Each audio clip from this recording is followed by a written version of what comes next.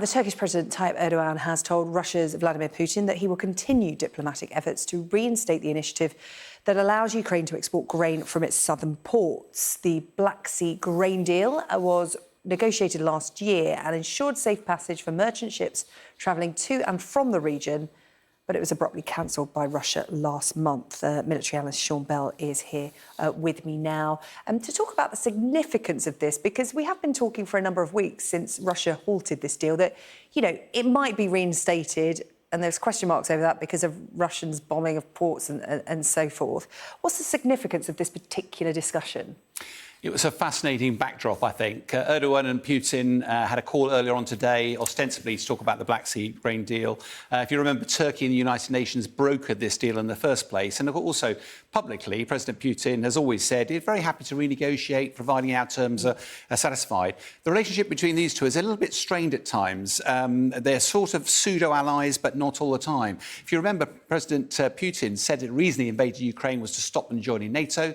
President Erdogan managed to block Sweden joining NATO, but that eventually stopped. President Putin handed over some prisoners to Turkey and said, can you look after those? They've now released the Ukrainian prisoners, and now Erdogan is pushing hard to get this grain deal back in. I'm sure it's a really interesting conversation, but behind that rhetoric, the harsh reality is Putin is continuing to pound away at Ukrainian grain exports. And now one of the ways out is via the Black Sea, but it isn't the only way out. The other route out is via the Danube, over by you there, and there are several civilian ships that have been running the gauntlets of the Russian blockade to take that grain out. That creates a problem for Putin. Does he attack those ships and risk escalating, or does he have a go at the ports? And overnight, Ismail, just down by you there, was the target of Russian attacks, did quite a lot of damage. And the big thing about this is quite close to Romania, just the other side of the river, which, of course, is a NATO nation.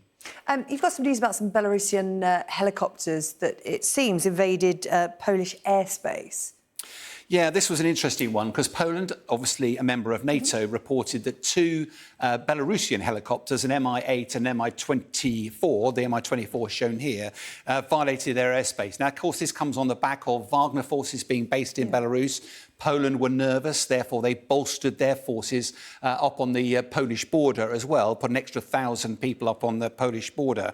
Now, violations of airspace might sound simple, but I was based in Germany when we were right up against the Soviet. You do not go across borders, you know where they are. So this wasn't an accident, this was a premeditated act to try to either do reconnaissance or flush out the defences across the way. And all of this, of course, is just at the same time is that the tensions are rising. Lukashenko is using increasingly aggressive rhetoric against the Polish, saying that we're holding back Wagner forces, they wanted to invade.